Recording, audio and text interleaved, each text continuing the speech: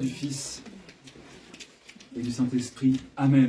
Bien, chers frères, bien chers amis, aujourd'hui nous sommes réunis dans la joie déjà de la Nativité, en tout cas dans une joie de prémonition de la fête de la Nativité que nous allons célébrer dans 2 jours liturgiquement, c'est-à-dire lundi soir, puisque nous la célébrons pendant la nuit.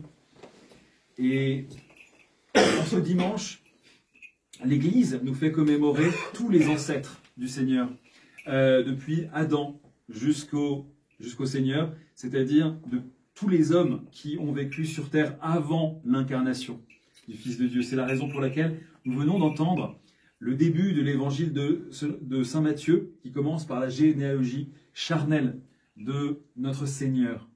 Saint Jean, qui écrira plus tard, complétera cette généalogie selon la chair du Seigneur, par sa généalogie éternelle, en rappelant qu'au commencement était le Verbe, qu'il était au commencement avec Dieu, qu'il était au commencement en Dieu, qu'il était Dieu, et que tout fut par lui, et que sans lui rien ne fut.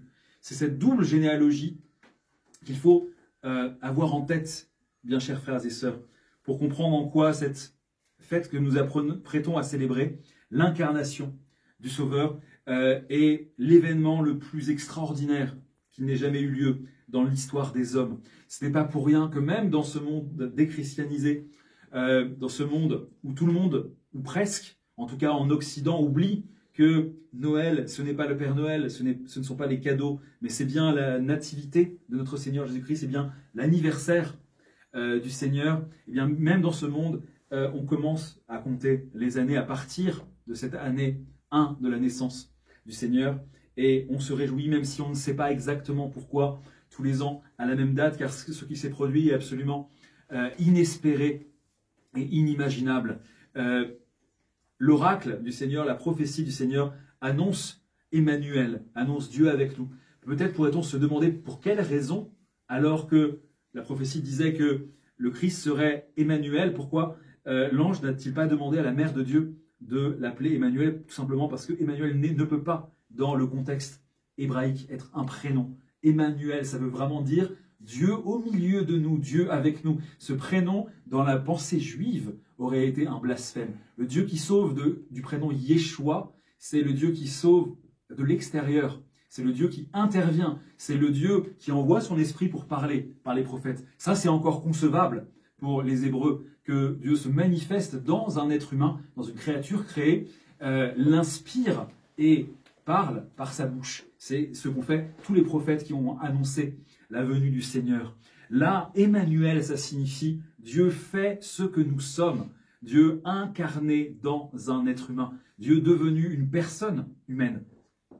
Ainsi, comme le rappellent les pères de l'Église, notamment saint Athanase ou saint Augustin, ce début de l'évangile de saint Matthieu vient fermer la bouche à toutes les erreurs qui ont pu être commises concernant le Seigneur. En effet, sa généalogie humaine nous montre bien qu'il était un homme véritable qui a vécu comme nous sur terre, qui a foulé le même sol que le nôtre, qui a eu lui aussi si soif et faim, qui a lui aussi souffert lorsqu'il s'est senti trahi, qui s'est senti impatient, qui s'est senti en colère même devant les marchands du temple, qui s'est senti abandonné par ses disciples qui ne pouvaient même pas veiller 1 heure avec lui. Il a connu la souffrance, il a connu la faim, il a connu la soif. Il a fini par connaître les coups, la flagellation, la souffrance et la mort avant sa résurrection. Il a vécu tout ce que nous pouvons vivre dans notre expérience humaine, le pire comme le meilleur. Et pour autant, cet homme qui souffrait, c'était aussi le créateur du ciel et de la terre. C'était aussi ce Verbe de Dieu, sans lequel rien d'existant n'existerait, car il est, avec son Père et l'Esprit Saint, le seul à exister véritablement, le seul à exister par lui-même, depuis toujours, pour toujours, sans autre cause que lui-même, alors que nous sommes tous, autant que nous sommes des êtres contingents, des êtres créés, des êtres qui auraient très bien pu ne pas être, alors que lui est depuis toujours. Pourquoi le Seigneur a-t-il créé ce monde? Eh bien pour faire participer le néant à son amour, et même faire participer le néant à sa divinité. Rappelons-nous, je le rappelle sans arrêt, même si je suis tout à fait indigne de le rappeler, que Dieu s'est fait homme pour que l'homme devienne Dieu. Si Dieu a décidé de s'incarner dans la personne unique de Jésus-Christ, contrairement à ce que pensent les nestoriens, sa personne était unique, et c'est ça qui fait toute la différence entre l'incarnation réelle du Verbe de Dieu en un homme et ce qui s'est produit auparavant et ce qui continue de se produire aujourd'hui dans l'Église, c'est-à-dire le fait que dans notre personne créée, notre personne pécheresse, il puisse y avoir des inspirations de l'Esprit Saint, il puisse y avoir un contact avec Dieu. Mais lorsque je recevrai tout à l'heure, lorsque vous recevrez tout à l'heure l'Eucharistie dans votre âme, afin de vous purifier de vos péchés, il y aura certes le Christ en vous, mais vous serez toujours vous-même, vous resterez cette créature, cette personne unique que Dieu a voulu, car Dieu l'a aimée. Alors que dans le cas du Seigneur, la personne est unique, elle est à la fois divine et humaine, elle réconcilie en elle-même ce qui était trop éloigné, ce qui était déjà éloigné énormément par nature, puisque quel rapport la créature peut-il avoir avec son créateur? Quel rapport peut avoir le pot avec son potier?